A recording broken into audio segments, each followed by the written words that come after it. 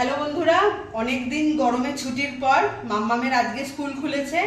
মানে আজকে হচ্ছে মঙ্গলবার। তো চলো তোমাদের দেখিয়ে দিই। আগে স্কুল যখন চালু ছিল তখন তো তোমাদের সাথে প্রতিদিনে ওর টিফিন শেয়ার করতাম। আজকে দেখো ওর টিফিনে আছে হচ্ছে স্যান্ডউইচ, আর হচ্ছে এখানে স্যালাডের মধ্যে আছে হচ্ছে শসা। তো চলো তোমাদের বলি এটা আমি কি করে আজকে করেছি, তোমাদের দেখাই, মানে দেখিয়ে দিই। দেখো একটা বড় সাইজের পাউরুটি নিয়েছি।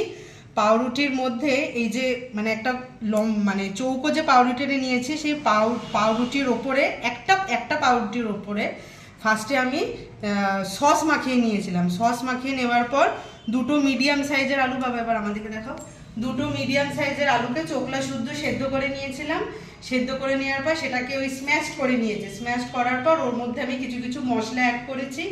তার মধ্যে ছিল হচ্ছে একদম ঝিরিঝিরি করে কাটা হচ্ছে কুচনো পেঁয়াজ, ধনে পাতা, একটু কাঁচা লঙ্কা, তারপরে হচ্ছে ধনের গুঁড়ো, তারপরে হচ্ছে গরম মশলা, চাট মশলা দিয়ে ভালো করে মেখে এ দেখো এই যে লম্বা পাউরুটিটা দেখছো তার উপরে দিয়েছি। ঠিক আছে, তার উপরে দেওয়ার পর আর একটা যে পাউরুটি আছে, এর ওপরে যে পাউরুটিটা আছে এর উপরেও আমি সস মাখিয়েছিলাম।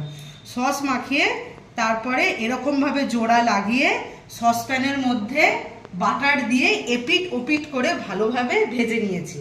তারপরে যেহেতু ছোট বাচ্চা এত বড়টা তো খেতে পারবে না, সেই জন্য দেখো ছুরি দিয়ে আমি এখানে হাফ করে কেটে নিয়েছি। আর স্যালাডের মধ্যে এখানে শুধুমাত্র আছে হচ্ছে শসা। তো তোমরা বুঝতে না পারলে আমাকে আবার কমেন্ট করে জানাবে যে এইটা আমি কি করে করেছি না করেছি। যেভাবে করেছি সেভাবেই তোমাদের সাথে শেয়ার করলাম। তোমরাও এরকম বাচ্চাদের স্কুলের টিফিন হিসাবে দিতে পারো, আশা করি ওদের খুব ভালো লাগবে। আর গরম গরম খেতে তো খুব ভালো লাগে। তো চলো, মঙ্গলবারের টিফিনটা তোমাদের সাথে শেয়ার করে দিলাম, আবার কালকে আসছে অন্য টিফিন নিয়ে। আজকের মতো টাটা।